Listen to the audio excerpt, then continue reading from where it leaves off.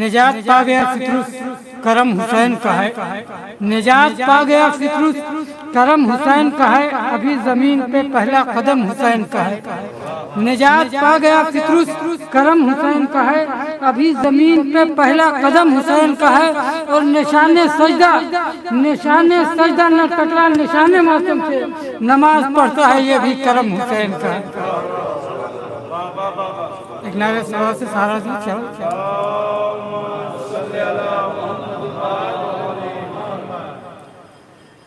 سلام پہ جو پیدا ہوئے مہن کے لیے، سلام پہ جو پیدا ہوئے مہن کے لیے، غریب خاک پہ تڑپا کیے وطن کے لیے، سلام پہ غضب کی چادر تطہیر کے جو وارث ہوں، غضب کی چادر تطہیر کے جو وارث ہوں، اسیر ہو کے وہ محتاج ہیں کفن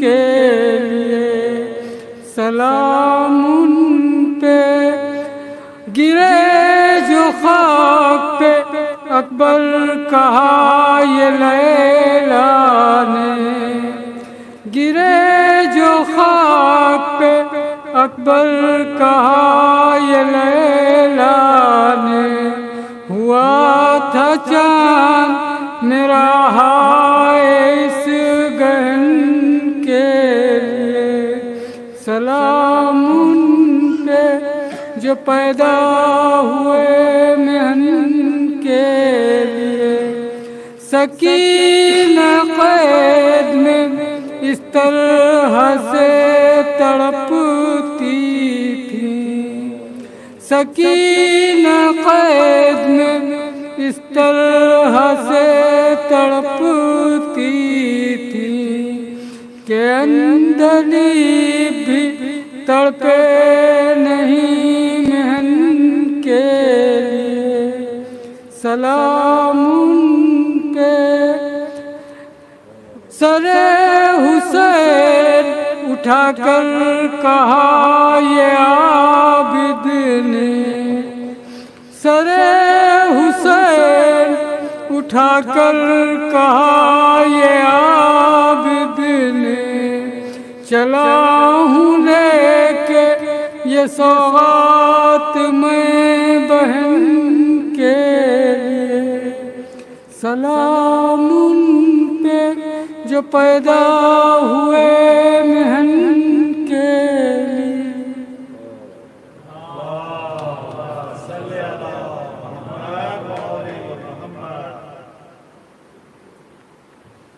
محمد وآل محمد آواز بلند پنجتنی صلوات۔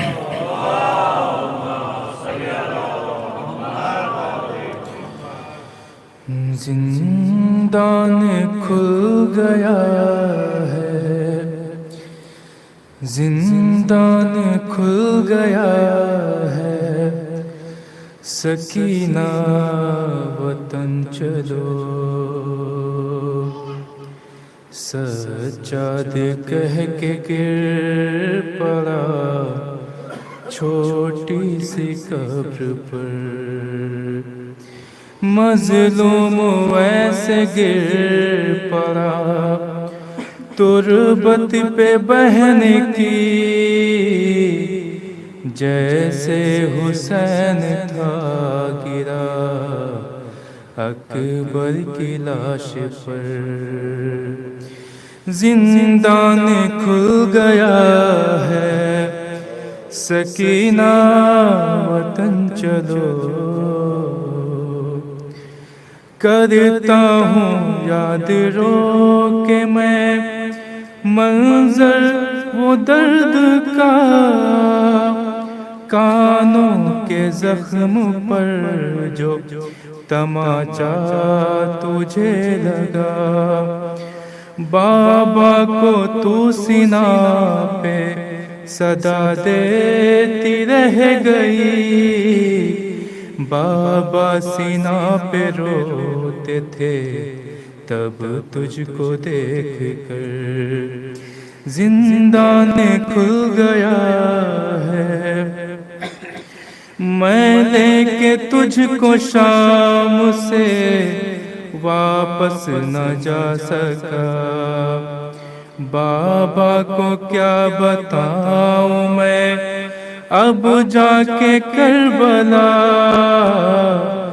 کرتے میں دفن کر کے بنائی تیری لحد، عابد کو خون رلائے گا یہ درد عمر بھر، زندان کھل گیا ہے سکینہ وطن چلو، اماں کے بین سن کے نکلتی ہے جاں میری، کہتی ہے عمر بھر نہ وہ سائے میں جائے گی، کیسے اٹھاؤں جوڑی ہوئی ماں کو تو بتا، تیری لحد سے ماں کی بھی ہٹتی نہیں نظر، زندان کھل گیا ہے دیکھو نہیں رہی میرے ہاتھوں میں اب رسن، جانے لگا ہے قافلہ اب لوٹ کر وطن، لیکن تو بہن شام میں قیدی ہی رہ گئی، کھا کر تماچ سو گئی زندان کی خاک پر، زندان کھل گیا ہے سکینہ وطن چلو،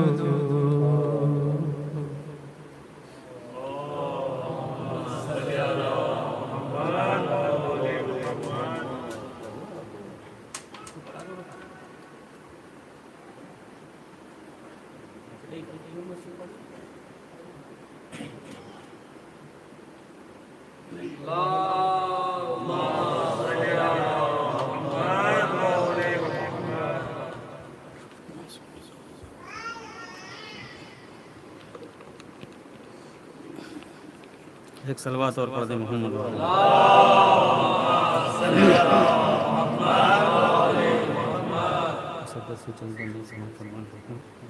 کہ ہے سب سے پہلے خالق اکبر کا تذکرہ، کہ ہے سب سے پہلے خالق اکبر کا تذکرہ، پھر اس کے بعد اس کے پیمبر کا تذکرہ، بعد نبی ہے فاتح خیبر کا تذکرہ، پھر ہے رسول پاک کی دختر کا تذکرہ، کہ پھر ہے رسول پاک کی دختر کا تذکرہ، پھر لکھ دیا قلم نے حسن شاہ مشرقین، بے ساختہ زبان پر پھر آ گیا حسین، کہ بے ساختہ زبان پر پھر آ گیا حسین، کہ لکھا قلم نے صفحہ کرتاس پہ وہ نام جس نے یزید نحس کا جینا کیا حرام، ہاتھوں میں جس کے تیر نہ خنجر تھا نہ حسام، پھر بھی پلٹ کے رکھ دیا لمحے میں تخت شام، کہ پھر بھی پلٹ کے رکھ دیا لمحے میں تخت شام، تیر و تور نہ نیز و خنجر کی دھار سے کسرے ستم گرا گیا خطبوں کے وار سے، کہ کسرے ستم گرا گیا خطبوں کے وار سے، آگے چلا قلم تو ہوا اور سرخرو، کرنے لگا محمد باقر کی گفتگو، کرنے لگا محمد باقر کی گفتگو، چرچا ہے جن کے علم کا دنیا میں 400، دل میں لیے خراج عقیدت کی جستجو، کہ دل میں لیے خراج عقیدت کی جستجو، پہلے قلم پر ناد علی میں نے دم کیا، پھر اس کے بعد جعفر صادق رقم کیا، کہ پھر اس کے بعد جعفر صادق رقم کیا،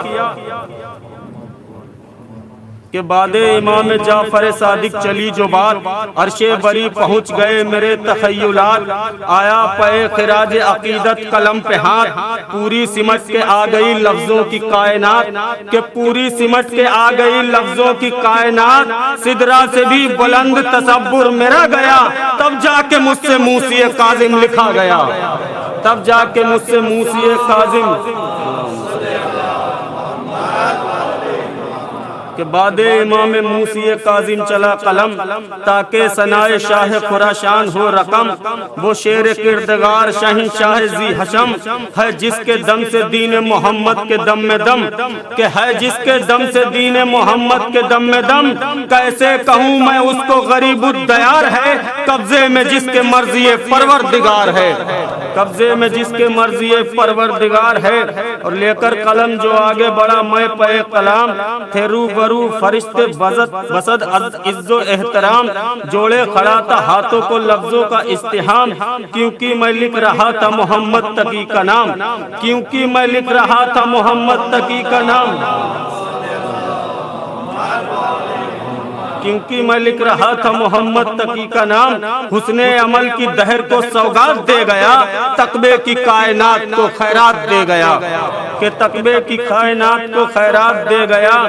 آگے چلا جو قلم بسد ادب و احتیاط، آئی زباں پہ میرے حسن عسکری کی بات، اس گوہر الہ کی ایسی عظیم ذات، جس پر نثار ہو گئی حیوت کی کائنات، کہ جس پر نثار ہو گئی حیوت کی کائنات، مثل حسن جو صلحوں میں عالی مقام ہے، اور صبر میں حسین علیہ السلام ہے، اور صبر میں حسین،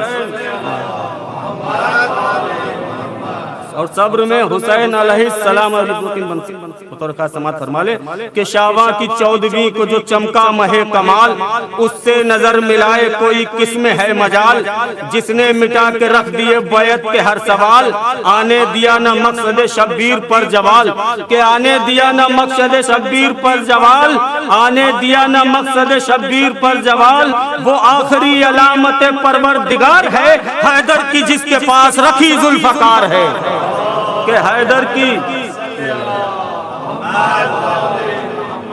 کہ حیدر کی جس کے پاس رکھی ذوالفقار ہے، حکم ظہور رب سے وہ پائے گا ایک دن، انداز حیدری وہ دکھائے گا ایک دن، لے کر وہ ذوالفقار کو آئے گا ایک دن، اوقات کس کی کیا ہے بتائے گا ایک دن، کہ اوقات کس کی کیا ہے بتائے گا ایک دن، بیٹھا ہوا ہے غیب میں بارش رسول کا، وہ انتقام آن کے لے گا بطول کا، وہ انتقام آن کے لے گا بطول کا۔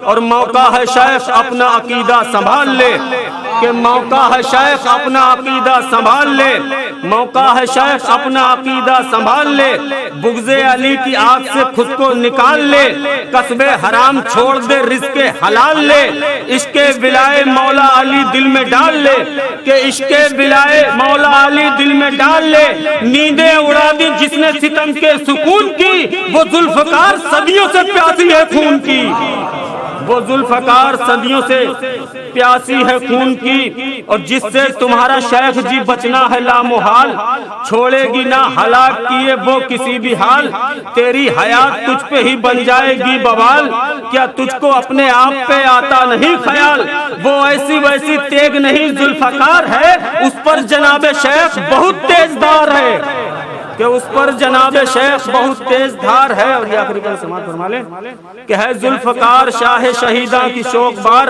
کہتی ہے وہ امام سے چلنے کو بار بار، ہے دشمن حسین سے لڑنے کو بے قرار، پہلے کرے گی غاصب باغ فدق پہ وار، کہ پہلے کرے گی غاصب باغ فدق پہ وار، دکھلائے گی وہ بعد میں صورت رسول کو، مارے گی پہلے غاصب باغ بطول کو، مارے گی پنجتنی صلوات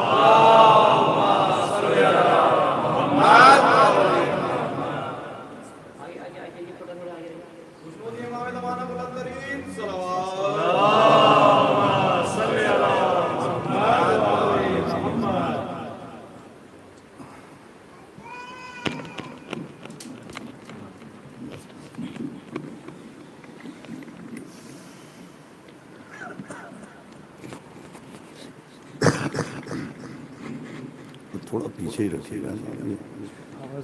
نہیں ابھی ہم تھوڑا سا اس کے قریب آ جائیں گے.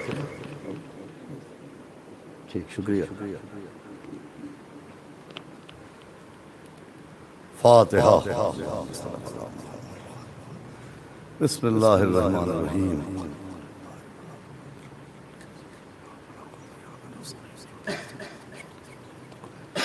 غیر المغضوب علیہم.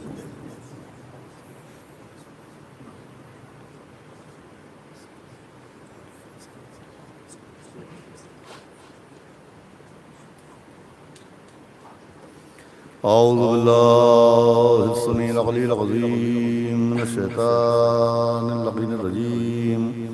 بسم اللہ الرحمن الرحیم. الحمدللہ رب العالمین.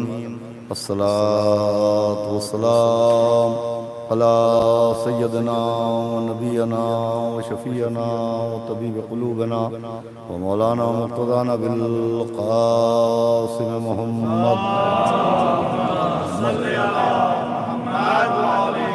و آلہ الطیبین الطاہرین المعصومین ولعنۃ اللہ علی اعدائہم اجمعین من یومنا ھذا الی یوم الدین.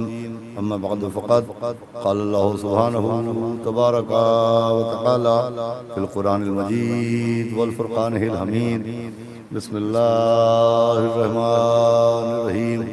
فاستجاب لهم ربهم انی لا اضیع عمل عامل منکم من ذکر او انثی. صلوات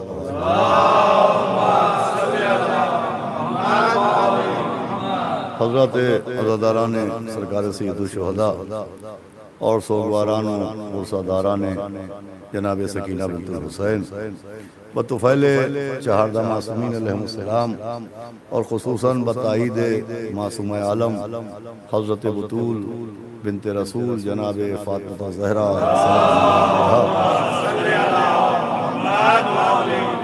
اس سرزمین گوا پر سزا خانے میں اس فرش عزا پر آپ کے سامنے گفتگو کرتے ہوئے آج چوتھا روز ہے اور میں مسلسل اسلام میں خواتین کی اہمیت کے عنوان پر ایک گفتگو کے سلسلے کو آپ تک پہنچانے کی کوشش کر رہا ہوں اور اسی کے تحت قرآن مجید کی یہ آیہ کریمہ کی تلاوت کرنے کا شرف حاصل کیا جا رہا ہے. اس پہ خداوند عالم نے بہت ہی وضاحت کے ساتھ اعلان فرمایا کہ اللہ ہرگز کسی عمل کرنے والے کے عمل کو رائیگاں نہیں جانے دیتا، برباد نہیں ہونے دیتا، چاہے وہ عمل کسی مرد نے انجام دیا ہو، چاہے وہ عمل کسی خاتون نے انجام دیا ہو. اس کا مطلب یہ ہے کہ میں نے پہلے روز ہی کہا تھا کہ اللہ کی نظر میں جنس کی اہمیت نہیں ہے، عمل کی اہمیت ہے، اور عمل کی بنیاد پر عامل کو انعامات ملتے ہیں. عامل کی وجہ سے عمل محترم نہیں ہوتا. مطلب یہ کہ نماز کی وجہ سے نمازی محترم ہے، نمازی کی وجہ سے نماز محترم نہیں ہے. روزے کی وجہ سے روزہ دار محترم ہے، روزہ دار کی وجہ سے روزہ محترم نہیں ہے. حج کی وجہ سے حاجی محترم ہے، حاجی کی وجہ سے حج محترم نہیں ہے. قرآن کی وجہ سے قاری کا احترام ہے، قاری کی وجہ سے قرآن کا احترام نہیں ہے. اہل بیت کی وجہ سے محب محترم ہے، محب کی وجہ سے اہل بیت محترم نہیں ہے. صلوات بھیجے محمد و آل محمد. گرامی عمل کی بنیاد پر اللہ انعامات تقسیم کرتا ہے اور اسی بنیاد پر جو انعام ایک نیک عمل پر، ایک کار خیر پر، ایک نیکی پر مردوں کو دیا جاتا ہے، وہی انعام ایک خاتون کو دیا جاتا ہے. یہ جو دنیا میں ایک غلط فہمی پھیلی ہوئی ہے کہ اسلام میں عورتوں کی وہ حیثیت نہیں ہے جو مردوں کی ہے اور عورتوں کی وہ عزت نہیں ہے جو مردوں کی ہے، اس کا عزیزوں سبب یہ ہے کہ شاید میں نے پہلے ہی دن عرض کیا تھا کہ اس کا سبب یہ ہے کہ لوگ قرآن والے اسلام کو کم پڑھتے ہیں اور مسلمان والے اسلام کو زیادہ پڑھتے ہیں.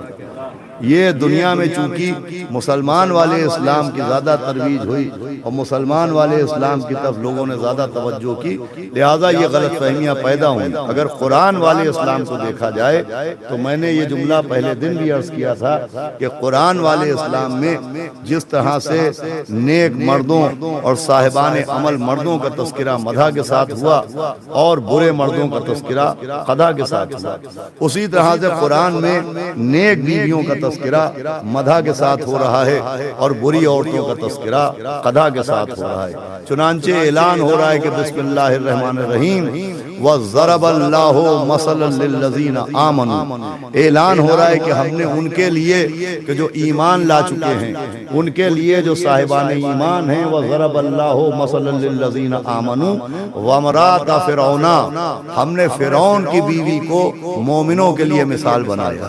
توجہ فرما رہے ہیں آپ، ہم نے فرعون کی زوجہ کو صاحبان ایمان کے لیے مثال بنایا، وَضَرَبَ اللَّهُ مَثَلًا لِلَّذِينَ آمَنُوا وَامْرَأَتَ فِرْعَوْنَ، کہ ہم نے ایک کافر، ایک دشمن، ایک فرعون کی زوجہ کو، فرعون کی بیوی یعنی جناب آسیہ کو مومنوں کے لیے مثال بنایا۔ اب یہی قرآن ہے اور یہی لہجہ ہے اور یہی الفاظ ہیں۔ اعلان ہوا وَضَرَبَ اللَّهُ مَثَلًا لِلَّذِينَ كَفَرُوا، کہ وہ جنہوں نے کفر کیا ہے ہم نے ان کے لیے مثال بنایا، وَامْرَأَتَ نُوحَ وَامْرَأَتَ لُوط، ہم نے جناب نوح کی بیوی کو اور ہم نے لوط کی بیوی کو ان کے لیے مثال بنایا جنہوں نے کفر کیا۔ اب دیکھیے عجیب منزل ہے کہ کافر کی زوجہ مومنوں کے لیے مثال ہے اور نبیوں کی بیویاں کافروں کے لیے مثال ہے۔ اس کا مطلب قرآن مثال کے معاملے میں بھی بے مثال ہے۔ صلوات بھیجے محمد و آل محمد۔ فرمایا آپ نے، یہ میں نے آپ کو روایت نہیں سنائی، یہ قرآن کی آیتیں سنائی ہیں کہ بسم اللہ الرحمن الرحیم وَضَرَبَ اللَّهُ مَثَلًا لِلَّذِينَ آمَنُوا وَامْرَأَتَ فِرْعَوْنَ، کہ ہم نے فرعون کی بیوی کو، فرعون کی زوجہ کو، جناب آسیہ کو مومنوں کے لیے مثال بنایا۔ وَضَرَبَ اللَّهُ مَثَلًا لِلَّذِينَ كَفَرُوا، اور جنہوں نے کفر کیا ہے ان کے لیے جناب نوح کی بیوی کو مثال بنایا، جناب لوط کی بیوی کو مثال بنایا۔ اب یہ عجیب بات ہے کہ جو فرعون کے گھر میں رہی وہ مومنوں کے لیے مثال بن گئی اور جناب نوح و لوط کے گھر میں رہنے والیاں کافروں کے لیے مثال بن گئی۔ اس کا مطلب یہ کہ اللہ زوجیت نہیں دیکھتا ہے، اہلیت دیکھتا ہے۔ ارے نہ جانے یہ جملہ پہنچا کہ نہیں پہنچا۔ اللہ زوجیت نہیں دیکھتا ہے، اہلیت دیکھتا ہے۔ اگر اہلیت ہوتی ہے تو کافر کے گھر میں رہنے سے نقصان نہیں ہوتا، اور اگر اہلیت نہیں ہوتی تو نبی کے پہلو میں بیٹھنے سے فائدہ نہیں ہوتا۔ بھائی صلوات بھیجے محمد و آل محمد۔ ایک صلوات اس سے ہی باوالے بڑھا۔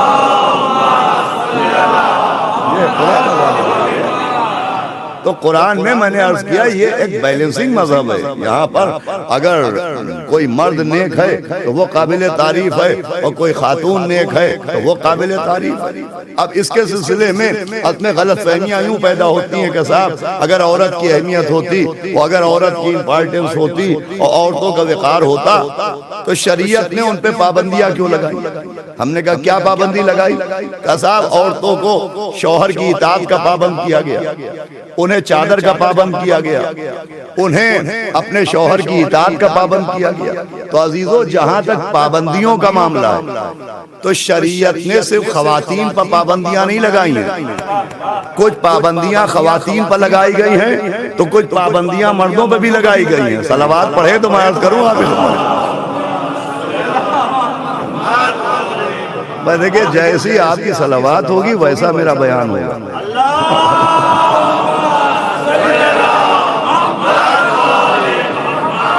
بھائی ایسا تھوڑی ہے کہ شریعت کی ساری رسیاں اور شریعت کی ساری بیڑیاں اور شریعت کی ساری ہتھکڑیاں عورتوں کو جس پہ ڈال دی گئی اور مردوں کو آزاد کر دیا گیا۔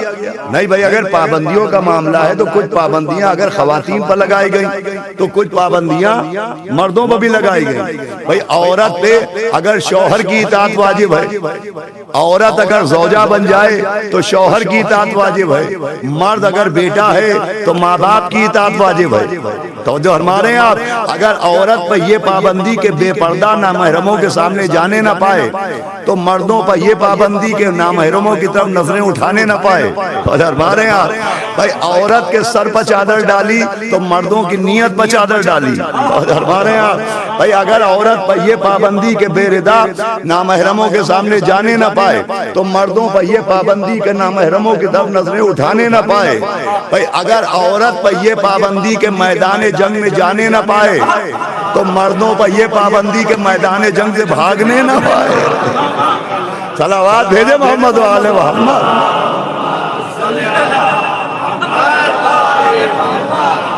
آپ سمجھ رہے ہیں یہ ایک بیلنسنگ مذہب ہے.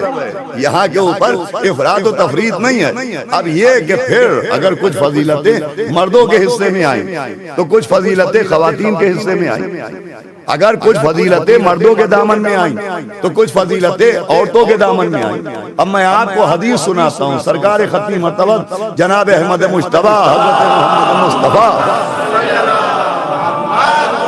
بھائی متوجہ ہو چکے ہیں آپ. پیغمبر نے فرمایا کہ سنو جب کسی کے گھر میں بیٹا پیدا ہوتا ہے, بہت توجہ سے حدیث سنیے گا. پیغمبر نے فرمایا جب کسی کے گھر میں بیٹا پیدا ہوتا ہے تو آواز قدرت آتی ہے کہ یہ میں نے احسان کیا اپنے بندے کے اوپر. نبی فرما رہے کہ اگر کسی کے گھر میں بیٹا پیدا ہوتا ہے تو آواز قدرت آتی ہے کہ یہ میں نے احسان کیا اپنے بندے کے اوپر. نبی فرماتے ہیں مگر جب کسی کے گھر میں بیٹی پیدا ہوتی ہے تو آواز آتی ہے یہ بندے نے احسان کیا میری قدرت کے اوپر. بھائی حدیث یاد کرنے آپ تو گفتگو آگے بڑھے. بھائی نبی فرما رہے ہیں اگر کسی کے گھر میں بیٹا ہوا تو آواز آتی ہے میں نے احسان کیا اپنے بندے کے اوپر. اور اگر بیٹی پیدا ہوئی تو آواز آتی ہے بندے نے احسان کیا قدرت کے اوپر. بھائی بیٹا اللہ کا بندے پر احسان, ذہن میں آ گیا, بیٹا اللہ کا بندے پر احسان اور بیٹی بندے کا اللہ پر احسان. اور احسان کا قانون حل جزاء الاحسان الا الاحسان. احسان کا بدلہ احسان, احسان کی جزا احسان, احسان کا عوض احسان. اگر بیٹا ہوا تو اللہ نے بندے پر احسان کیا, بندے کو بدلہ دینا واجب ہوا. لیکن اگر بیٹی ہوئی تو بندے نے قدرت پر احسان کیا. ایسا بیدار ہو جائیے, اب اللہ کو بدلہ دینا واجب ہے. اب ذرا آنکھوں پر آئے تطہیر کا چشمہ چڑھائیے اور خانہ رسول میں جھانک کے آئیے کہ نبی کے گھر میں بیٹے نظر آ رہے ہیں کہ بیٹی نظر آ رہی ہے. اے خانہ رسول میں کون نظر آیا؟ تاریخ نے کہا جناب بطول نظر آئیں, بنت رسول نظر آئیں, سیدہ نظر آئیں, طاہرہ نظر آئیں, منصورہ نظر آئیں, ام ابیہا نظر آئیں, صدیقہ نظر آئیں. ارے کیا سن رہے ہیں؟ ام الفضائل نظر آئیں. ارے نبی کے گھر میں چہیتی بیٹی نظر نہیں آئی, اکلوتی بیٹی نظر آئی. توجہ ہے آپ کی. نبی کے گھر میں سیدہ نظر آئیں, زہرا نظر آئیں, فاطمہ نظر آئیں, منصورہ نظر آئیں, جناب ام ابیہا نظر آئیں, جناب صدیقہ نظر آئیں, جناب بطول نظر آئیں. تو بی بی سیدہ کا دنیا میں آنا اللہ کا نبی پر احسان نہیں ہے. ارے بھائی کیا سن رہے ہیں؟ حدیث یاد ہے, بیٹا ہوا تو اللہ کا بندے پر احسان اور بیٹی ہوئی تو بندے کا اللہ پر احسان. سیدہ کا دنیا میں آنا اللہ کا نبی پر احسان نہیں ہے, نبی کا اس پر احسان ہے اور احسان کا بدلہ احسان ہے. اب اللہ پر واجب ہے کہ اللہ نبی کو اس احسان کا بدلہ دے. تو اللہ نے بھی طے کیا ٹھیک ہے میرے حبیب, اگر سیدہ جیسی بیٹی کے ذریعے تم نے مجھ پر احسان کیا تو علی جیسا داماد دے کے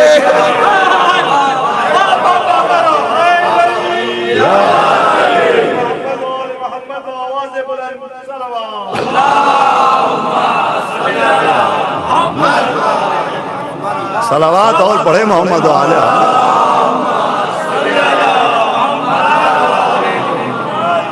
فرمایا حل جزاء الاحسان الا الاحسان. تو یہ میں نے عرض کیا ایک بیلنسنگ مذہب ہے. یہاں افراط و تفریط نہیں ہے. کچھ معاملوں میں اگر مردوں کو فضیلت دی گئی تو کچھ معاملوں میں خواتین کو فضیلت دی گئی. اب جو مسئلہ رہ گیا چادر کا, تو دیکھیے یہ پردے کا جو مسئلہ ہے تو فلسفہ اسلام کیا ہے؟ فلسفہ اسلام یہ ہے کہ جتنی اہم چیزیں ہوں وہ پردے میں رکھی جائیں. بھائی پڑھنا میرا کام، سمجھنا آپ کا کام۔ قرآن اہم ہے جزدان کے پردے میں، قرآن اہم ہے جزدان کے پردے میں، کعبہ اہم ہے غلاف کے پردے میں، امام اہم ہے غیبت کے پردے میں۔ صلوات بھیجے محمد و آل محمد۔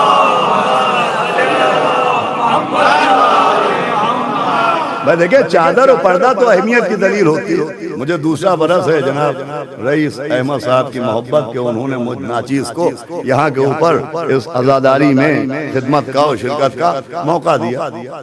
میں 2 سال سے آ رہا ہوں، اللہ نے انہیں انشاءاللہ صلوات بھیجے محمد والا۔ مولا آپ کو سلامت رکھیں، آپ کے گھر والوں کو، تمام عزاداروں کو مولا سلامت رکھیں، صلوات بھیجے محمد والا۔ اور 2 سال سے میں آ رہا ہوں، میں نے ان کا شو روم بھی دیکھا، ہوٹل بھی دیکھا، اور ان کی رئیسی بھی دیکھی، اور میں نے کہا صاحب بہت شکریہ آپ کا رئیس بھائی کہ آپ نے مجھے اتنی عزت دی کہ یہاں ذکر کے لیے بلایا، اور میں انشاءاللہ دعا کروں گا کہ آپ کو اللہ نے اتنی دولت دی ہے اور اتنی زمین دی ہے اور اتنی پراپرٹی دی ہے، اللہ فقیری بھی دور کر دے۔ انہوں نے کہا صاحب بڑے احمق آدمی آپ، ارے ہمارا ہوٹل ہے ہم فقیر کیوں ہیں، ہمارا شو روم ہے ہم فقیر کیوں ہیں، ہمارا بزنس ہے ہم فقیر کیوں ہیں۔ میں نے کہا صاحب برا نہ مانیے، میں نے ہوٹل دیکھا آپ کا، اس سال یہ 4تھا دن ہو گیا، بزنس دیکھا آپ کا، لیکن اتنے دن سے میں دوپہر میں کئی مرتبہ آپ سے ملتا ہوں، میں نے کہیں زیور نہیں دیکھے، میں نے کہیں جویلری نہیں دیکھی، میں نے کہیں سونے کا سیٹ نہیں دیکھا، میں نے کہا کہیں ڈائمنڈز نہیں دیکھے۔ وہ کہا صاحب آپ کی دعا سے سب کچھ ہے میرے پاس، تو میں نے کہا میز پہ کیوں نہیں سجایا، کیا بنایا، کیلوں میں کیوں نہیں لٹکایا؟ کہا صاحب اتنی اہم چیزیں نمائش کے لیے تھوڑی ہوتی ہیں، کیا بنایا؟ بھائی یہی مسئلہ ہے، جس نے عورت کو عام سمجھا اس نے پردہ ہٹا دیا، جس نے خاص سمجھا اس نے پردہ کرا دیا۔ یہ جملہ چاہے یہاں سمجھیے جائے گھر جا کے سمجھیے، بھائی پردے کے پیچھے فلسفہ یہ ہے کہ عورت نسلوں کی کفالت کے لیے ہوتی ہے، جنگوں کی قیادت کے لیے نہیں۔ بھائی صلوات بھیجے محمد وآلہ محمد۔ اللہ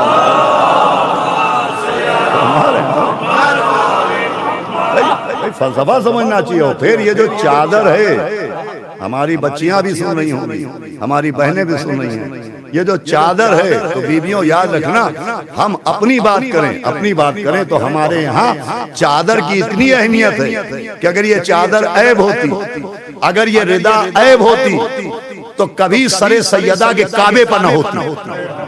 بھئی کیا جملہ میں نے پیش کیا، اگر یہ چادر عیب ہوتی تو کبھی جناب سیدہ کے سر کے کعبے پر نہ ہوتی، اس لیے کہ ہماری شہزادی کو چادر کی ضرورت نہیں ہے، چادر کو شہزادی کی ضرورت ہے۔ میں نے عرض کیا تھا کل، جس کے برقعے کا نام سورہ نور ہو، جس کے پردے کا نام آیے تطہیر ہو، جس کے تکیے کا نام توکل علی اللہ ہو، جس کے بستر کا نام مشیت خدا ہو، اسے چادر کی ضرورت نہیں ہے، چادر کو اس کی ضرورت ہے۔ ہمارے یہاں چادر کو اس کی ضرورت ہے۔ تو چلیے چل کے ان سے پوچھے، بی بی آیے تطہیر آپ کا پردہ، سورہ نور آپ کا برقع، مشیت خدا آپ کا بستر، توکل علی اللہ آپ کا تکیہ، ارے آپ کو چادر کی کیا ضرورت ہے؟ آواز دیں گی مجھے چادر کی ضرورت نہیں ہے، مجھ سے نہ پوچھو مجھے چادر کی کیا ضرورت ہے۔ وہ تپتا ہوا مدینے میں یہودی کا باغ دیکھو، وہ گرمی دیکھو، وہ سورج کی شدت دیکھو، وہ علی کو دیکھو، اس کے ہاتھ میں بیلچہ دیکھو، مجھ سے نہ پوچھو۔ ارے کیا سن رہے ہیں اللہ نے گرامی، صلوات پڑھے محمد و آل محمد۔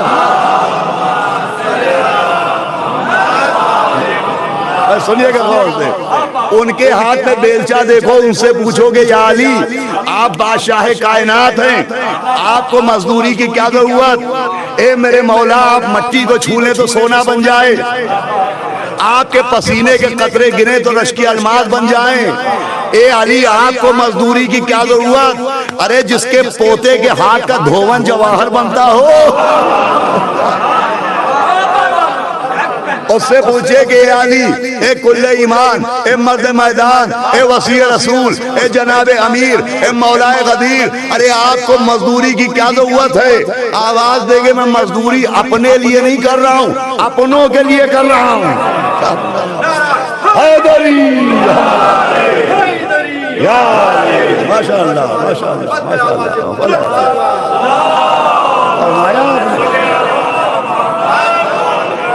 میں مزدوری اپنے لیے نہیں کر رہا ہوں، اپنوں کے لیے کر رہا ہوں، اس لیے کہ کبھی حالات بدل جائیں، دامن دولت ہاتھ سے پھسل جائے، زمینیں پیروں کے نیچے سے نکل جائیں اور ہمارے چاہنے والوں کو مزدوری کرنا پڑے تو انہیں شرم نہ آئے کہ مزدوری کر رہے ہیں، فخر کریں کہ جناب امیر کی سیرت پہ عمل کر رہے ہیں۔ بھائی مولا علی نے اس کو بھی میٹر آف پراؤڈ بنا دیا کہ جب ہمارے چاہنے والوں کو مزدوری کرنا پڑے تو شرم نہ آئے کہ مزدوری کر رہے ہیں، فخر کرے کہ جناب امیر کی سیرت پہ عمل کر رہے ہیں۔ سیدہ کے سر کی چادر آواز دے رہی ہے کہ جب ان کی چاہنے والیاں چادر اوڑھیں تو شرم نہ کریں کہ چادر اوڑھ رہی ہیں، فخر کرے کہ ملکہ کونین کی سیرت پہ عمل کر رہے ہیں۔ صلوات بھیجے محمد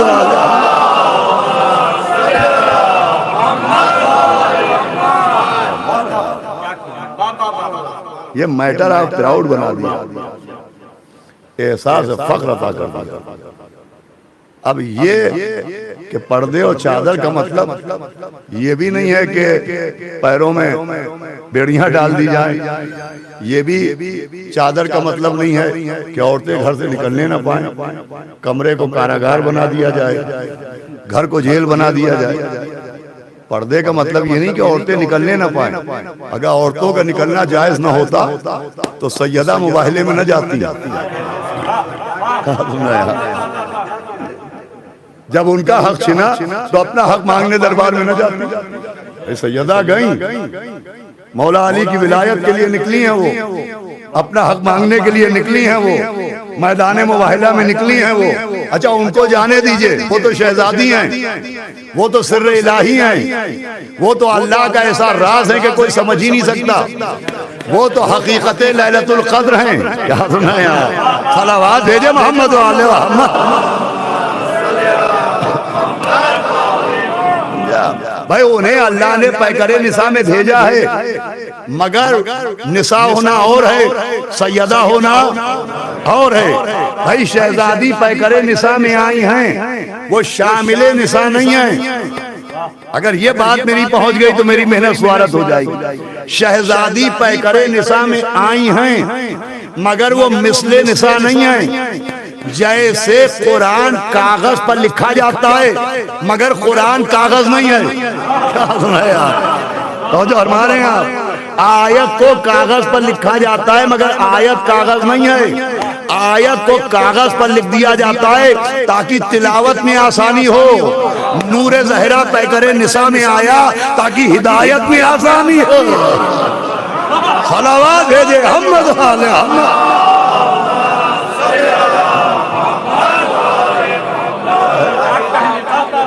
وہ تو نور ہیں، وہ نور ہیں اور ان کی نورانیت کے ثبوت موجود ہے، نورانیت کی دلیلیں موجود ہیں۔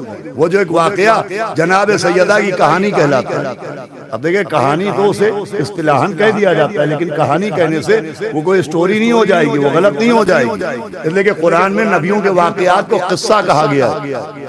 بہت سے لوگ اس کہانی کے لفظ سے کنفیوز ہو جاتے ہیں کہ صاحب جناب سیدہ کی کہانی کا مطلب معاذ اللہ جھوٹ۔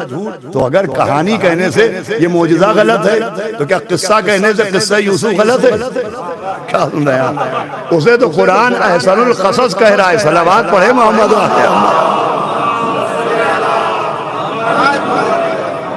بھائی وہ معجزہ ہے کہ ایک یہودی آیا، اس نے کہا کہ بی بی، دروازے کے باہر سے اس نے آواز دی، شہزادی میری بیٹی کی شادی ہے، میں چاہتا ہوں آپ شرکت کریں تاکہ میرے گھر میں زینت میں اضافہ ہو جائے اور میری عزت میں اضافہ ہو جائے۔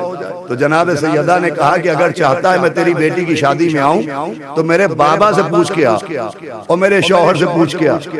جب میرا بابا کہے گا تو میں گھر سے نکلوں گی، جب میرا شوہر کہے گا تو میں گھر سے نکلوں گی، جب میرا شوہر کہے گا تو میں گھر سے نکلوں گی، جب میرا شوہر کہے گا۔ کاش یہ آواز کسی اور کان میں بھی پہنچ جاتی تو جنگ جمل نہ ہونے پاتی۔ ایسا آواز بھیجے محمد حیدری، ماشاء اللہ۔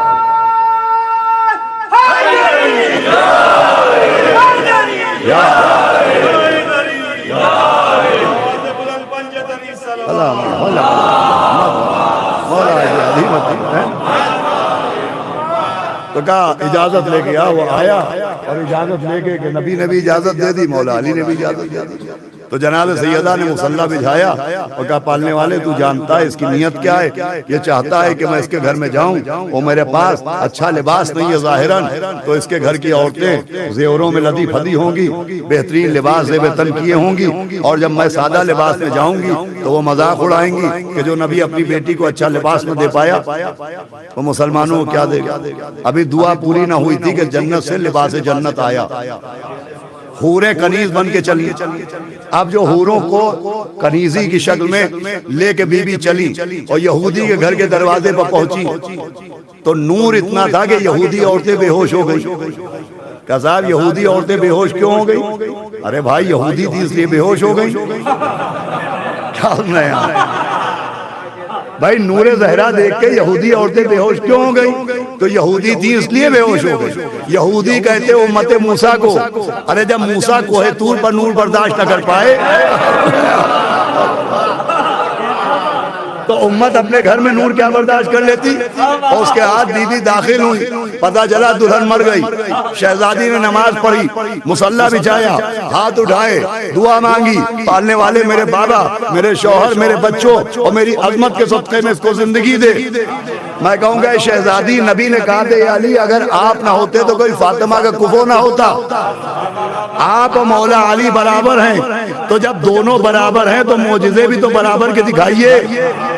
آپ کے شوہر کو ٹھوکر مار کے مردے کو زندہ کرتے ہیں، آپ بھی ٹھوکر ماریے دلہن کو زندہ کر دیجئے۔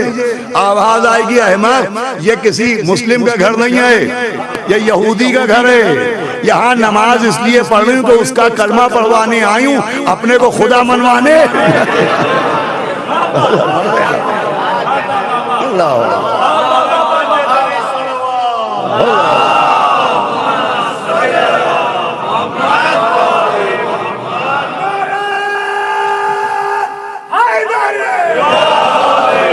سنے بس اب پتہ چلا دلہن مر گئی اور بی بی نے نماز پڑھی۔ اب بس یہ بات بہت قابل توجہ ہے کہ جو روایت ہے کہ جیسے ہی آپ نے نماز پڑھ کے دعا مانگی دلہن کلمہ پڑھتی ہوئی زندہ ہوئی۔ زندہ ہو کے کلمہ نہیں پڑھا، کیا سنا آپ نے؟ بہت بہت قابل غور بات ہے۔ زندہ ہو کے کلمہ نہیں پڑھا، کلمہ پڑھتے ہوئے زندہ ہوئی۔ بھائی ان دونوں لفظوں میں فرق ہے نا، ایک کلمہ پڑھتے ہوئے زندہ ہونا اور ایک زندہ ہو کے کلمہ پڑھنا۔ یہ نہیں ہے کہ وہ زندہ ہوئی ہو، اس نے بی بی کے قدموں پر سر رکھا ہو اور کہو بی بی مجھے کلمہ پڑھوائیے، اور شہزادی نے کلمہ پڑھوایا۔ نہیں، زندہ ہو کے کلمہ نہیں پڑھا، کلمہ پڑھتے ہوئے زندہ ہوئی۔ یہ ہے اختیار فاطمہ۔ سمجھایا زبانوں سے کلمہ پڑھوانا اور ہے اور روحوں سے کلمہ پڑھوانا۔ صلوات بھیجے محمد علی محمد۔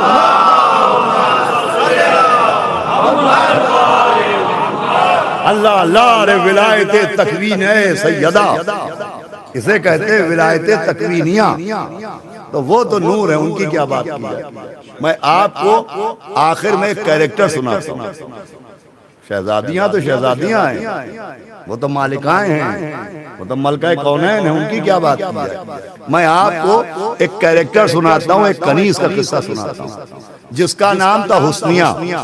اب بہت غور سنیے گا آخری منزل، اور یہ امام کی کنیز نہیں تھی، چھٹے امام امام جعفر صادق علیہ السلام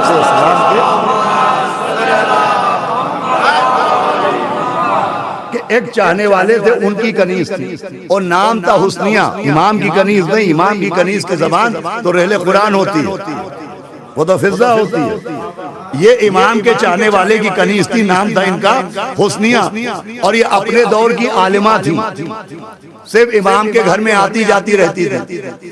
اس کا مطلب علم کے لیے معصوم کے پہلو میں بیٹھنے کی شرط نہیں ہے، معرفت معصوم کی شرط ہے، محبت معصوم کی شرط ہے۔ آنے جانے میں یہ عالمہ فاضلہ ہو گئی تھی۔ اب زمانہ آ گیا مامون کا، نہیں معاف کیا، زمانہ آ گیا ہارون کا۔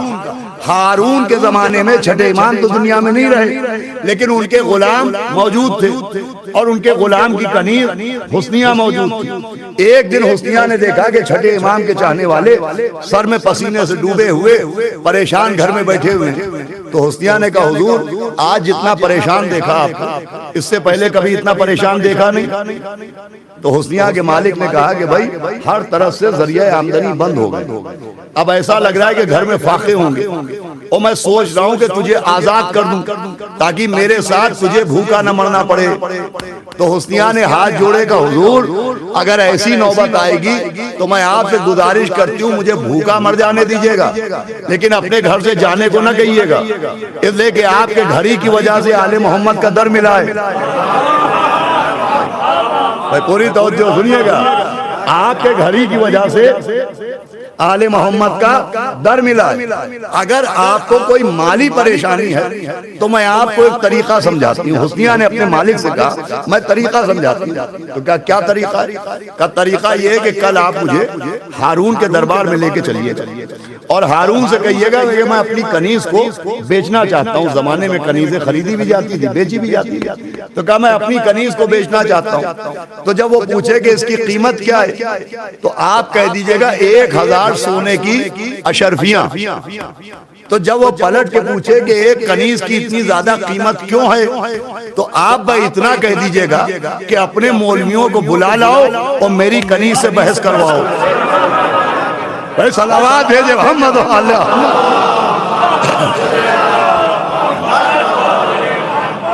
سنیے گا بہت قابل غور بات ہے، انشاءاللہ زندگی بھر یاد رہے گئے واقعہ آپ کو۔ اب ہارون کے دربار میں حسنیہ کے مالک حسنیہ کو لے کے پہنچے اور ہارون سے کہا میں اپنی اس کنیز کو فروخت کرنا چاہتا ہوں۔ تو اس نے کہا قیمت؟ تو کہا 1000 سونے کی اشرفیاں۔ تو ہارون نے حیرت سے کہا بھئی ایک معمولی سی کنیز وہ اتنی زیادہ قیمت، آخر اس میں خصوصیت کیا ہے؟ تو ہارون نے کہا خصوصیت ابھی معلوم ہو جائے گی، آپ اپنے علماء کو بلائیں اور میری کنیز سے بحث کرائیں، وہ بولیں اوروں کی طرف سے، یہ منہ کھولے گی آل محمد کی طرف سے، وہ بولیں ثقیفہ کی طرف سے، یہ بولے گی غدیر کی طرف سے۔ اور جو فرما رہے ہیں آپ، تو بھئی ہارون نے یہ سوچ کے بھئی ایک عورت کیا جانتی ہو کہ زیادہ زیادہ نماز روزہ اور غسل و وضو اور طہارت و نجاست کے مسائل سے زیادہ ایک عورت کو کیا معلوم ہوگا؟ تو یہ سوچ کے ہارون نے کچھ معمولی قسم کے علماء کو بلایا، انہیں تو حسنیہ نے ایسے ہرایا جیسے کعبے کے طاقوں کے بت گرائے جا رہے ہیں۔ صلوات تو پڑھے محمد و آل محمد۔ اب تھوڑی دیر میں ہارون کو یہ احساس ہو گیا کہ معمولی عورت نہیں ہے، یہ تو بڑی پڑھی لکھی اور صاحب علم خاتون ہے۔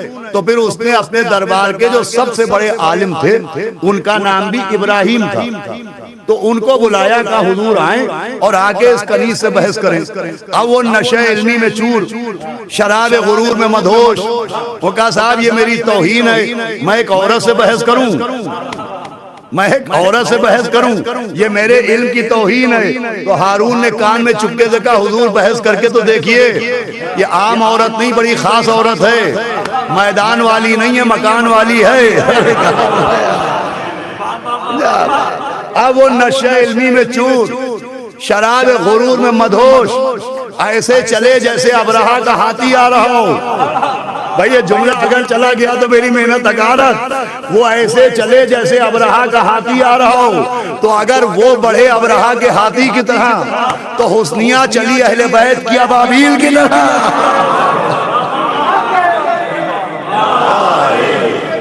یا صلوات بھی پڑھ دیا کرے محمد۔ سنیے گا بہت جلد بات تمام ہو رہی ہے۔ اب جب ابراہیم سے اور حسنیہ سے مکالمہ و مناظرہ، دیکھیں پوری کتاب ہے مناظرہ حسنیہ جو مارکیٹ میں آپ کو اردو میں مل جائے گی، عربی میں بھی ہے، فارسی میں بھی ہے، نہ جانے کتنی لینگویجز میں اس کا ترجمہ ہو چکا ہے۔ بڑی اہم کتاب ہے، ہمارے لکھنؤ سے ابھی لاسٹ ایئر لیٹسٹ چھپی ہے مناظرہ حسنیہ۔ بڑا طولانی مناظرہ ہے، میں صرف آپ کو 1 2 4 5 منٹ کا مناظرہ سنا رہا ہوں، اس سے زیادہ نہیں سناؤں گا بس، لیکن پوری توجہ سنیے گا۔ اب جب بحث ہونا شروع ہوئی اور ابراہیم سے اور حسنیہ سے گفتگو ہونا شروع ہوئی، وہ ابراہیم سمجھ گیا کہ یہ معمولی عورت نہیں ہے، تو ابراہیم نے کہا حسنیہ یہ بتاؤ تم تو بڑی پڑھی لکھی ہو، تاریخ میں ایک واقعہ ہے۔ حسنیہ نے کہا کیا واقعہ؟ کا واقعہ یہ ہے کہ پیغمبر کے چچا عباس ابن عبد المطلب، پیغمبر کے ایک چچا بھی تھے عباس ابن عبد المطلب، جن کی اولاد کہلاتی ہے بنی عباس، جن کا پوتا ہوتا تھا ہارون، عباس اس کے دادا ہوتے تھے۔ حسنیہ نے کہا جی حضور، کہا بھئی واقعہ یہ ہے کہ ایک دن عباس ابن عبد المطلب اور تمہارے مولا علی ایک دربار میں گئے اپنا مقدمہ لے کے، دربار خلافت میں دونوں اپنا مقدمہ لے کے گئے۔ عباس نے کہا میں نبی کا چچا ہوں، میں نبی کا وارث۔ تمہارے مولا علی نے کہا میں نبی کا بھائی بھی ہوں، داماد بھی ہوں، میں وارث۔ تو حسنیہ یہ بتاؤ کہ یہ چچا بھتیجے عباس و علی جو اپنا اپنا مقدمہ لے کے گئے، عباس نے کہا میں وارث، مولا علی نے کہا میں وارث، تو حسنیہ یہ بتاؤ کہ ان دونوں میں صحیح کون تھا، غلط کون، حق پہ کون تھا، باطل پہ کون؟ دیکھیں میرا یہاں پڑھنا بھی آسان، آپ کا سننا بھی آسان، مگر یہ سوال ہوا تھا ہارون کے دربار میں، اور وہاں سوال نہیں تھا، سازش تھا۔ سازش اس لیے تھا کہ اگر حسنیہ یہ کہتی کہ عباس غلط تو ہارون تلوار نکالتا اور حسنیہ کا سر کاٹ لیتا کہ میرے سامنے میرے دادا کو جھوٹا کہہ رہی ہے۔ سازش یہ تھی کہ اگر یہ عباس کو غلط کہے تو جان چلی جائے، اور اگر علی کو غلط کہے تو ایمان چلا جائے۔ بھائی صلوات بھیجے محمد علیہ۔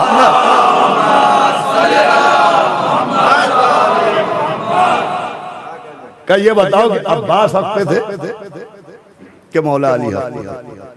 سازش یہ تھی کہ اگر یہ کہہ دے کہ عباس ابن عبد المطلب حق پہ نہیں تھے تو ہارون کہے بھی میرے دربار میں میرے دادا کو غلط کہہ رہی ہے، اور وہ سر اڑا دے، اور مولا علی کو اگر یہ ڈر کے غلط کہہ دے تو اس کا ایمان چلا جائے۔ حسنیہ سے کہا ابراہیم نے بتاؤ حسنیہ ان دونوں چچا بھتیجوں میں حق پہ کون تھا، معاذ اللہ باطل پہ کون، صحیح کون تھا، معاذ اللہ غلط کون؟ حسنیہ نے کہا حضور آپ تو بہت بڑے عالم ہیں، آپ نے قرآن پڑھا ہے؟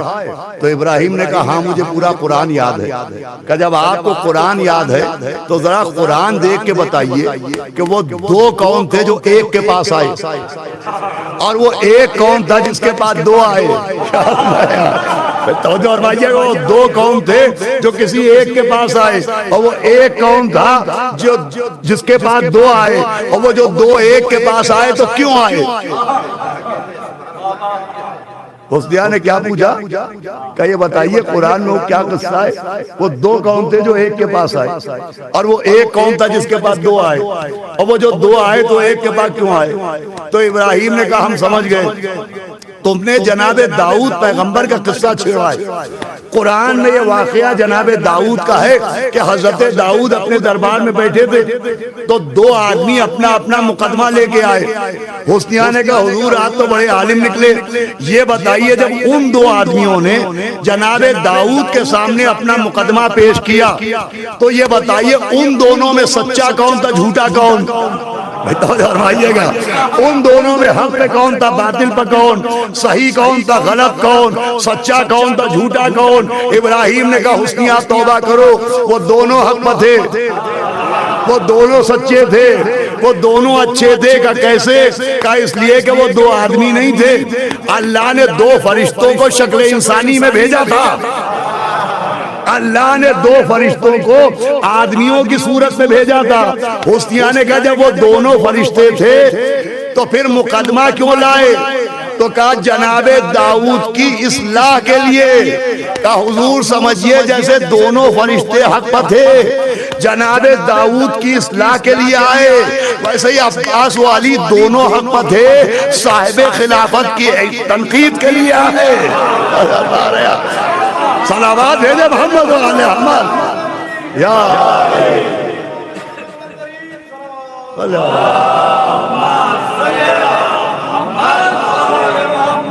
سنیے گا، ابھی نتیجہ نہیں آیا، ابھی تو یہ 4 مصریں ہیں، ابھی ماشاءاللہ بہترین شعرا شعر پڑھتے ہیں آپ، جیسے جو بیت ہوتی ہے اسی کے اوپر معاملہ تمام ہوتا ہے۔ تو جیسے ہی حسنیہ نے کہا جیسے وہ دونوں فرشتے حق پہ داؤد کی اصلاح کے لیے آئے، ویسے ہی عباس و علی بھی دونوں حق پہ تھے، صاحب تخت کی تنقید کے لیے آئے۔ اور اس کے بعد حسنیہ نے کہا کہ حضور یہ واقعہ آپ نے چھیڑ دیا، ایک سوال مجھے بھی کرنا ہے، یہ بتائیے عباس والی جب اپنا اپنا مقدمہ لے کے آئے تو عباس نے کہا میں نبی کا چچا، میرا سن زیادہ، میں وارث رسول۔ مولا علی نے کہا میں بھائی بھی داماد بھی، میں وارث رسول۔ حسنیہ نے ابراہیم سے کہا حضور یہ بتائیے جو عباس نے کہا وہ بھی مجھے یاد ہے، جو مولا علی نے کہا وہ بھی مجھے یاد ہے، میں عورت ذات، میرا حافظہ کمزور ہے، یہ بتائیے کہ جن سے کہا انہوں نے کیا کہا؟ توجہ ہے کہ نہیں بھائی؟ اب نتیجہ آ رہا ہے کہ جن سے کہا انہوں نے کیا کہا؟ تو ابراہیم نے کہا میں تھک گیا ہوں، مجھے جانے دو۔ ہارون نے تیغ کے دستے پہ ہاتھ رکھا، کہا میں تجھے نہ جانے دوں گا۔ ارے دولت بھی مجھی سے لیتا ہے، رسوا بھی مجھی کو کراتا ہے۔ صلوات بھیجو محمد و آل محمد۔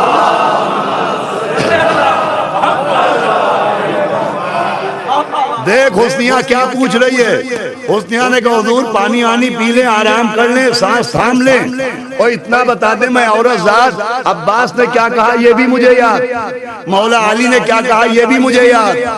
جن سے کہا، جن کے سامنے مقدمہ لے کے گئے، جن سے کہا انہوں نے کیا کہا؟ تو ابراہیم نے کہا بھئی عباس نے کہا میں نبی کا چچا، میرا سن زیادہ، میرے بالوں میں سفیدی، میری کمر میں خم، میں وارث رسول۔ مولا علی نے کہا میں بھائی بھی، میں داماد بھی، میں وارث رسول۔ تو جن سے کہا انہوں نے کہا کہ میں نے ان آنکھوں سے نبی کو دیکھا بھی ہے، میں نے کانوں سے نبی سے سنا بھی ہے کہ نبی اٹھتے بیٹھتے کہتے رہتے تھے میرا وارث علی ہے، میرا وارث علی ہے، میرا وارث علی ہے۔ میں پوری توجہ، حیدری حیدری بھائی نبی کہتے رہتے تھے میرا وارث علی ہے۔ تو جیسے ہی ابراہیم نے بتایا کہ انہوں نے کہا کہ میں نے نبی سے سنا ہے کہ نبی کہتے تھے میرا وارث علی ہے، عباس اپنی جگہ سے کھڑے ہوئے اور کہا آپ کے پاس مقدمہ کون لایا ہے؟ ہم تو مقدمے کے بہانے پوچھنے آئے ہیں کہ جب ہم چچا ہو کے وارث نہ ہوئے۔ ماشاءاللہ، کام پوچھنے آئے ہیں، جب ہم چچا ہو کے وارث نہ ہوئے تو آپ یہاں کہاں سے آ گئے؟ صلوات بھیجے محمد و آل محمد۔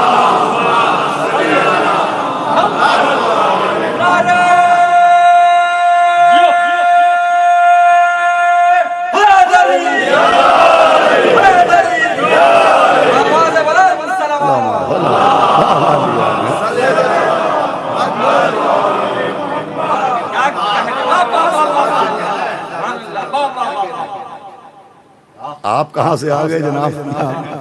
اب یہ مناظرہ بڑا طولانی ہے، پڑھوں گا تو سمجھے 3-4 گھنٹے ہو جائیں گے۔ نہیں انشاءاللہ پھر کبھی موقع ملے گا تو میں آپ کے سامنے عرض کروں گا۔ عرض کرنے کا مقصد ہے عورت کسے کہتے ہیں، عورت کی کیا اہمیت ہے، عورت کی کیا ویلیو ہے۔ دنیا باہر نہ دیکھے، آل محمد کے گھر پہ دیکھے، آل محمد کے در پہ دیکھے۔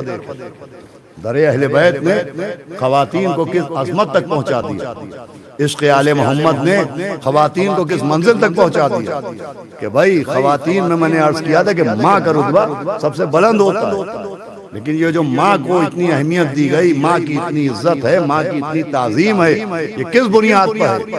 امام نے فرمایا جب اپنے دلوں میں ہماری محبت کی ٹھنڈک محسوس کرنا تو اپنی ماں کے حق میں دعا کرنا۔ میں اپنے نوجوانوں سے کہوں گا اگر کوئی پوچھے کہ اللہ نے عورت کو امام تو بنایا نہیں، رسول تو بنایا نہیں، نبی تو بنایا نہیں، عورت کو کیا بنایا؟ ارے عورت کو عشق آل محمد کا ذریعہ بنایا۔ یہ جو ہمارے آپ کے دلوں میں آل محمد کی محبت آئی ہے، یہ پانی کے سمندر سے ہو کے نہیں آئی ہے، یہ ماؤں کے دودھ کی طہارت اور دودھ کے دریا سے ہو کے آئی ہے۔ ساری محبت اہل بیت کے پیچھے یہ ماں ہے. یہ جو مولا علی کے نام پہ آپ کے چہروں سے گلاب کھل جاتے ہیں ماں کی وجہ سے. یہ جو عشق اہل بیت ہمارے آپ کے دلوں میں موجود ہے یہ ماں کی وجہ سے. اور پھر ایک بے کس و مظلوم کا نام آیا, ایک پیاسے کا نام آیا. دل کی زینت درد حسینی, سر کی زینت پائے حسین, آنکھ کی زینت خالص آنسو, لب کی زینت ہائے حسین. دیکھیے میں نے خالی نام ہی تو لیا, آپ رونے پہ آمادہ ہو گیا. نہ مصائب پڑھے نہ مصیبت کا ذکر کیا, مولا حسین کا نام ہی مرثیہ. یہ بھی ماں کی وجہ سے. یہ جو ایک دو کٹے ہوئے بازو یاد آتے ہیں اور ہاتھ ماتم کو تڑپنے لگتے ہیں, یہ بھی ماں کی وجہ سے. یہ جو جناب علی اکبر کے مصائب میں دل میں درد کے نیزے چبھنے لگتے ہیں یہ بھی ماں کی وجہ سے. یہ جو جناب علی اصغر کے مصائب سن کے زبان پہ احساس کے کانٹے پڑنے لگتے ہیں یہ بھی ماں کی وجہ سے. یہ جو 4 برس کی یتیمہ کا نام سن کے دم گھٹنے لگتا ہے یہ بھی ماں کی وجہ سے. ہاں عزیزوں, رونے پہ آپ آمادہ ہو رہے ہیں کہ سارا کریڈٹ ماں کو جاتا ہے. یہ عزاداری, یہ ماتم, یہ مجلس, اس کے پیچھے ہماری آپ کی ماؤں کا شیر ہے, ماؤں کا اثر ہے جس نے آج ہمیں محب اہل بیت بنایا ہے.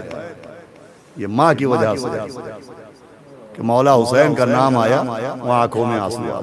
دیکھیے مصائب کیا پڑھے جائیں, مصائب رونے کے لیے نہیں ہوتے, مصائب تو مر جانے کے لیے ہوتے ہیں. اور آج کی شب تو اس بی بی کی شہادت کی شب ہے. اللہ جسے مولا حسین اپنے سینے پر سلاتے.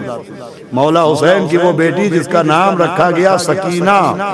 دیکھیں بیٹیوں کی بڑی اہمیت ہے. میں خواتین کی بات کر رہا تھا, بیٹیوں کی بڑی اہمیت ہے. ایک شخص مولا علی کے پاس آیا, اس نے آ کے کہا یا علی دعا کیجئے کہ اللہ مجھے ایک بیٹا دے دے. مولا علی نے فرمایا ہاں انشاءاللہ تجھے بیٹا ملے گا, لیکن بیٹی کی بھی دعا مانگا. تو اس نے کہا یا علی میں تو بیٹے کی دعا مانگنے آیا تھا, آپ نے بیٹی پر اتنا زور کیوں دیا؟ سنیے گا انشاءاللہ, آوازیں نہ رکیں گی. تو مولا علی نے فرمایا سنو, بیٹیاں باپ کے جنازے کی زینت ہوتی ہیں. اللہ فرمایا بیٹیاں باپ کے جنازے کی زینت ہوتی ہیں. مطلب یہ ہے کہ جب باپ مر جاتا ہے اور گھر سے جنازہ نکلنے لگتا ہے اور بیٹیاں جنازے سے لپٹ کے چیخ چیخ کے روتی ہیں, تو یہ بیٹیوں کا باپ کے جنازے سے لپٹ کے رونا باپ کے جنازے کی زینت کہلاتا ہے. میں کہوں گا یا علی فریاد, مگر کربلا میں قانون بدل دیا گیا. وہاں بیٹی موجود ہے مگر باپ پر رونے نہیں دیا جا رہا ہے. وہاں بیٹی موجود ہے مگر باپ کے رونے پر چہرے پر تماچے مارے جا رہے ہیں, کانوں سے گوشوارے چھینے جا رہے ہیں. اب آج و کل 2 دن میں مسائل میں کوئی کمی نہیں رکھنا چاہتا, اس لیے کہ آپ بھی اپنا کاروبار چھوڑ کے اتنی دور دور سے جو یہاں آتے ہیں تو مولا حسین کی یتیمہ کا ماتم کرنے کے لیے آئے ہیں. رونے میں کوئی شرم نہ کیجیے گا. دیکھیے 5ویں امام مجلس میں بیٹھے ہوئے تھے, مصائب ہو رہے تھے. آپ نے اپنے صحابی سے کہا بھائی تم روئے نہیں. کہا آقا میرا رومال چھو کے دیکھیے, میں اتنا رویا ہوں کہ یہ بھیگ گیا ہے. آواز دی ایسے نہ رو. کہ کیسے رو؟ کہ ایسے رو جیسے ہماری جدہ فاطمہ زہرا روتی ہے, جیسے ہماری دادی زہرا روتی ہے. ہاں جب دل بھرائے, جب رونے کو دل کرنے لگے تو آوازیں نہ روکیے گا, اس لیے کہ جب فضائل میں آپ نعرے لگاتے ہیں تو ذاکر کو تقویت ملتی ہے, مگر جب چیخ کے روتے ہیں تو زہرا کو سہارا ملتا ہے. ابھی میرا حسین اکیلا نہیں ہے, اور عزیزوں سے آپ نہیں روتے ہیں. علامہ دربندی نے لکھا ہے کہ جیسے ہی فرش عذاب بچھتا ہے, کوئی آئے یا نہ آئے, کوئی بیٹھے نہ بیٹھے فرش پر, سب سے پہلے 3 بیویاں آگے بیٹھ جاتی ہیں. ایک وہ جس کی پسلیاں توڑ ڈالی گئی, اللہ اکبر, ایک وہ جس کی پسلیاں توڑ ڈالی گئی, ایک وہ جس نے اپنے بھائی کے گلے پر خنجر چلتا ہوا دیکھا, ایک وہ جو شام غریبہ میں آواز دے رہی تھی کہ نیند آئے گی بو آپ کی جب پاؤں گی بابا, ارے میں رات کو مقتل میں چلی آؤں گی بابا.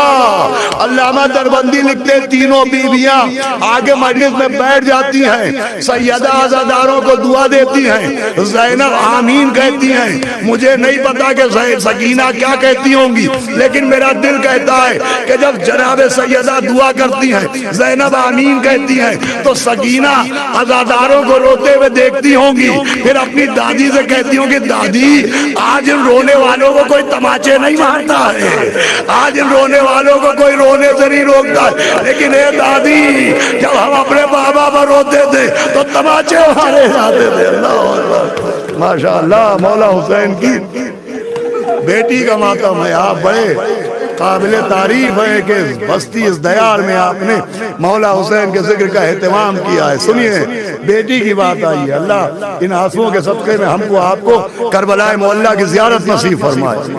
جو جا چکے وہ پھر جائیں, جو نہیں گئے وہ بار بار جائیں. میں ایک واقعہ سناتا ہوں, اس کے بعد مصائب ہوں گے. واقعہ یہ ہے کہ حیدرآباد کے زائر ہر سال کربلا معلیٰ زیارت کرنے جاتے ہیں, اور ان کی ایک عجیب نیت ہوتی تھی. ان کی نیت یہ ہوتی تھی کہ جب وہ کربلا پہنچے تو ان کی طبیعت خراب ہو جائے, طبیعت ناساز ہو جائے, اور کربلا ہی میں ان کا انتقال ہو جائے, اور کربلا ہی میں کہیں ان کو قبر کی زمین مل جائے. یہ سوچ کے وہ کربلا جاتے تھے اور واپس آ جاتے تھے, زندہ واپس آ جاتے تھے. لیکن ایک سال انہوں نے طے کیا کہ اب کی میں جاؤں گا تو واپس نہیں آؤں گا, میں شہر کربلا میں رہنے لگوں گا. کبھی نہ کبھی تو موت آئے گی, تو جب بھی موت آئے گی تو کربلا کی زمین پر کہیں نہ کہیں قبر مل جائے گی. یہ سوچ کے وہ زمین کربلا پہ آباد ہو گئے, کربلا کی زمین پہ رہنے لگے.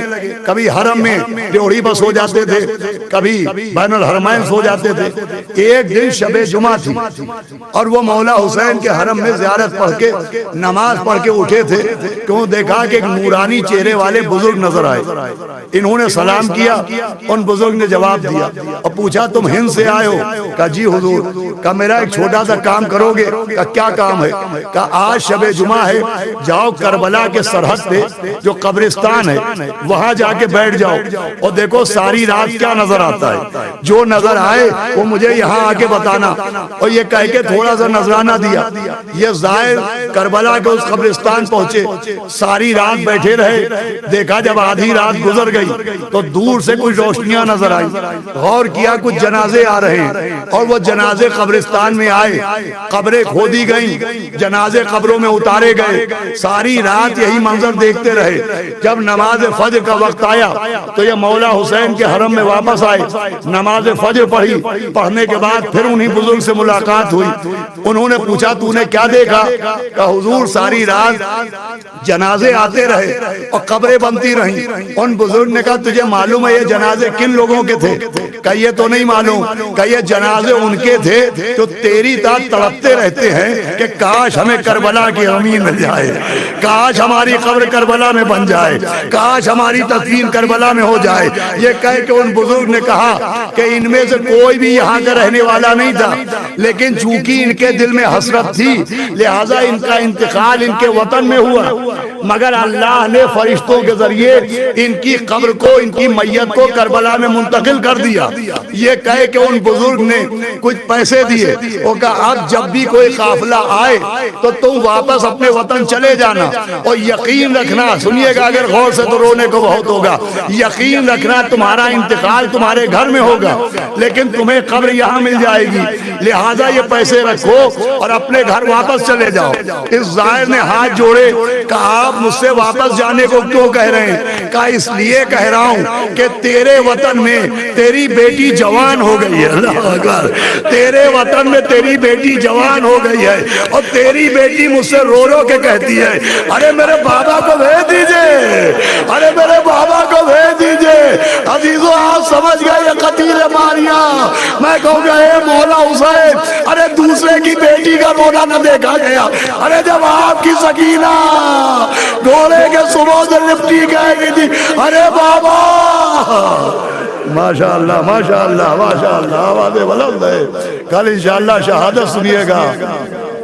آج اتنا سنے کہ وہی سکینہ کہ حسین جب کے چلے بعد دوپہر رن کو, نہ تھا کوئی جو سنبھالے لجا میں توسن کو. سکینہ جھاڑ رہی تھی ابا کے دامن کو, حسین چپ کے کھڑے تھے جھکائے گردن کو. نہ آسرا تھا کوئی شاہ کربلائی کو, فقط بہن نے کیا تھا سوار بھائی کو. بھائی ایک بات مجھے یاد آ گئی, ہزاروں مرتبہ آپ نے سنا ہوگا کہ مولا حسین کو بی بی زینب نے سہارا دے کے گھوڑے پر بٹھایا. حالانکہ یہ کام بی بی زینب کا نہیں تھا, یہ کام جناب علی اکبر کا تھا.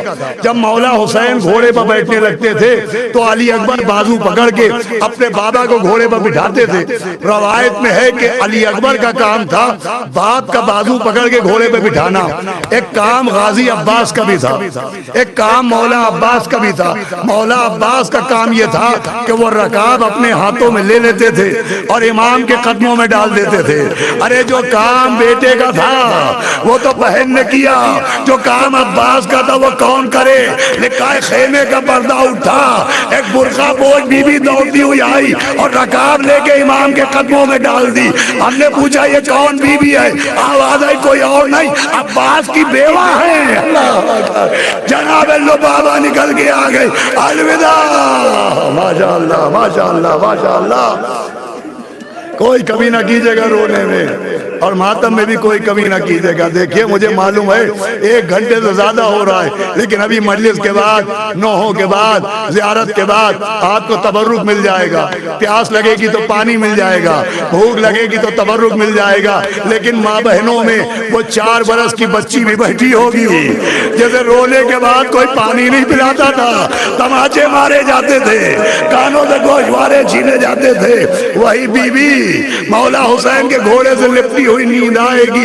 وہ آپ کی جب پاؤں گی بابا میں رات کو مقتل میں چلی آؤں گی بابا. فرمایا نکلتی نہیں سیدانیاں باہر. دیکھیں میں آپ کو مرثیہ سنانا چاہتا ہوں, اس لیے ابھی مجلس کے بعد بھی جب کشمیری زبان میں مرثیہ ہوتا ہے تو سمجھ میں تو نہیں آتا, لیکن درد اتنا ہوتا ہے کہ کلیجہ ٹکڑے ٹکڑے کرنے لگتا ہے. اللہ نے شاعروں کو, مرثیہ کہنے والوں کو, مرثیہ پڑھنے والوں کو ایسی طاقت دی ہے کہ وہ خطیبوں کے پاس بھی نہیں ہے. ہم 10 منٹ میں اتنا گریہ نہیں کرا پاتے جتنا مرثیہ پڑھانے والے کر لیتے ہیں. اس کی دلیل کے لیے لکھنؤ میں مہذب لکھنوی نے ایک 8 محرم کو مرثیہ پڑھا. ایسا مرثیہ پڑھا کہ اس مجلس کے بعد جتنی مجلسیں ہوئیں سارے ذاکروں کو مصائب پڑھنا پڑے, اس لیے کہ مجمع ایک عزا خانے سے دوسرے عزا خانے میں روتا ہوا جا رہا تھا. مجھے وہ پورا مرثیہ یاد نہیں, اگر 2 مصرے غور سے سن لیے تو رونے کو بہت ہوں گے. بھائی وہ مرثیہ یہ تھا کہ مولا عباس سکینہ کا سوکھا مشکیزہ لے کے جب نہر کے کنارے پہنچے تو بڑے غور سے دریا کو دیکھنے لگے. مہذب صاحب نے نظم کیا, بھائی یہ مصرے سمجھ گئے تو رونے کو بہت ہوگا. نظم کیا کہ دریا سے اس لیے تھی نگاہیں لڑی ہوئی, پانی میں سامنے تھی سکینہ کھڑی ہوئی.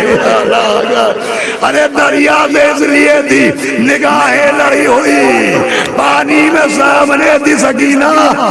ماشاء اللہ ماشاء اللہ, آوازیں بلند ہو گئی. فرمایا نکلتی نہیں سیدانیاں باہر, سینے پر سلائے گی تمہیں رات کو مادر. اس نے کہا سوئیں گے کہاں پھر علی اصغر, شہ نے کہا بس ضد نہ کرو صدقے میں تم پر, ارے رات آئے گی اور دشت میں ہم ہوئیں گے بی بی, ارے اصغر میرے ساتھ آج وہی سوئیں گے بی بی. کہنے لگی بس دیکھ لیا آپ کا بھی پیار, میں آپ سے بولوں گی نا یا شہ ابرار. اچھا نہ اگر کیجئے گا جلدانے کا اقرار, مر جائے گی اس شب کو تڑپ کر یہ دل افگار. ارے کیسی ہے یہ باتیں میرا دل روتا ہے بابا, کیسی ہے یہ باتیں میرا دل روتا ہے بابا, گھر چھوڑ کے جنگل میں کوئی سوتا ہے بابا.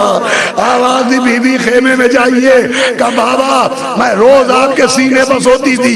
کہا بی بی آج سے قانون بدل گیا, علی اصغر اماں کے پاس سوتے تھے, آپ ہمارے پاس سوتی تھی, لیکن آج سے قانون بدل گیا, اب علی اصغر ہمارے ساتھ رہیں گے, آپ اپنی اماں کے ساتھ رہیے گا. کہا جیتے رہے فرزند یہ سب لگتے جگر ہیں, میں آپ کی بیٹی ہوں وہ اماں کے پسر ہیں. سنیے گا عزیزان گرامی, تو 2-3 منٹ. ایک مرتبہ سکینہ نے کہا اچھا بابا جا رہے تو جائیں, آخری مرتبہ مجھے اپنے سینے پر سلائیں. حسین جلتی ہوئی ریت پر لیٹے, سکینہ کو سینے پر لٹایا. بھائی وہ سینہ جس پہ ہمیشہ سکینہ کو نیند آتی تھی, پہلی مرتبہ نیند نہیں آئی, سکینہ اٹھ کے بیٹھ گئی. آواز دی سکینہ کیا سکون نہیں ملا؟ کہا جاؤ بابا جاؤ, کہ وہ سینہ نہیں ہے. ارے میں جس سینے پر سوتی تھی اس پہ نیزے نہیں لگے ہوتے تھے, اس پہ تیر نہیں گڑے ہوتے. جاؤ بابا لیکن چلنے سے پہلے مجھے ذوالجناح سے کچھ باتیں کر لینے دو. یہ کہہ کے سکینہ نے گھوڑے کے گلے میں ہاتھ ڈالے, گھوڑے نے سر جھکایا. سکینہ نے چپکے چپکے کچھ کہا, شاید کہا ہو کہ دیکھو ذوالجناح, اکبر گئے, بابا نے بتایا مارے گئے, عباس گئے, بابا عالم لے کے آ گئے, اصغر شہید ہوئے, بابا لاشا لے کے آ گئے. اے ذوالجناح اب تو کوئی بتانے والا بھی نہیں رہ گیا. اے ذوالجناح میرے بابا کی خبر دینا. لیجئے حسین ابن علی میدان جنگ میں آئے, چلتے تھے چار سمت سے بھالے حسین پر, ٹوٹے ہوئے تھے پرچیوں والے حسین پر, یہ دکھ نبی کی گود کے پالے حسین پر, قاتل سے خنجروں کو نکالے حسین پر, گرتے تھے اور سنبھالنے والا کوئی نہ تھا, تیرے ستم نکالنے والا کوئی نہ تھا. گھوڑے سے گرے, شمر ملون خنجر لے کے چلا, لکھا ہے 12 مرتبہ ملون نے خنجر چلایا. جب پہلی مرتبہ خنجر چلا امام نے کہا واہ امہ, دوسری مرتبہ خنجر چلا کہا واہ جدہ, تیسری مرتبہ خنجر چلا کہا واہ بتا, لیکن 9 بار خنجر اور چلا. میرے مولا نے نہ نانا نہ اماں نہ بابا کو پکارا, لکھا ہے خنجر چل رہا تھا. حسین کہتے واہ عباسا, واہ عباسا, ماشاءاللہ ماشاءاللہ, واہ عباسا, ارے میرے عباس, ارے میرے عباس. لیجئے سر تن سے جدا ہوا, ذوالجناح نے خون حسین اپنی پیشانی پر ملا, دوڑتا ہوا خیمے کی طرف چلا. سکینہ بی بی زینب کی گود سے اتری, کہا بھوبی اماں میرا بابا آ گیا, میرا بابا آ گیا. اب جو خیمے کا پردہ ہٹا خالی زین نظر آئی, ماتھے پر خون نظر آیا. کہا ذوالجناح میرا بابا کہاں ہے؟ ذوالجناح کی آنکھوں سے آنسو نکلے. سکینہ نے کہا بھائی اتنا بتا دے میرے بابا کو پانی ملا کے نہیں ملا. ذوالجناح نے پیروں کو پٹکا, آواز اعلیٰ قتل الحسین بے کربلا, اذان الحسین بے کربلا.